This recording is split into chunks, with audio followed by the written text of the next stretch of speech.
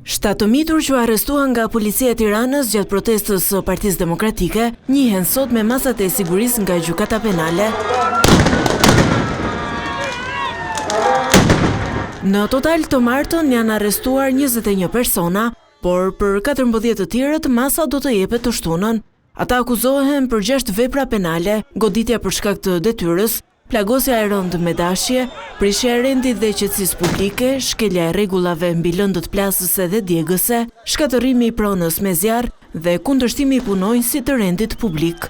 Nga protesta e fundit e opozitës u lënduan nga molotovët 19 polic në krye të detyrës, një qytetar si edhe deputeti demokrat Bledion Albati.